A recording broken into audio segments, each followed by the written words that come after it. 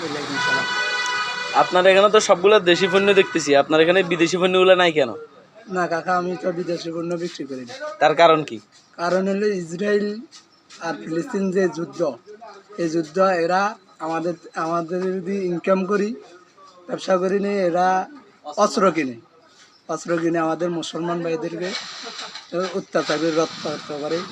এমন যেভাবে শিশু নির্যাতন, মহিলা, কত গর্ভবতী মহিলা যেই নির্যাতন হতেছে, এরা আমাদের থেকে মাল বিক্রি করি, ওই মালের ইনকাম নেই, তারা এই অস্ত্র আর তাছাড়া এমনিতে বাংলাদেশের নাগরিক হিসেবে আমাদের বাংলাদেশের পণ্যগুলো বেচা উচিত। হ্যাঁ, এটা তো এই জন্য আমি আমার দোকানে এই জন্য সবগুলা দেশি পণ্য রাখছি, যাতে আমাদের দেশে উন্নতি হয়, যেমন দেশের লাভজনক হয়।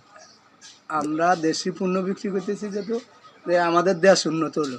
আমরা যদি বাইরের রাষ্ট্রের মাল বেশি, আমাদের দেশটা তো আর উন্নত হলো না। ঠিক এই আছে, জন্য আমি সবগুলো আমার দোকানে দেশি পণ্য রাখছি। তাহলে বিদেশি পণ্য বয়কট, বিদেশি পণ্য বয়কট আর দেশি পণ্য গ্রহণযোগ্য। ধন্যবাদ।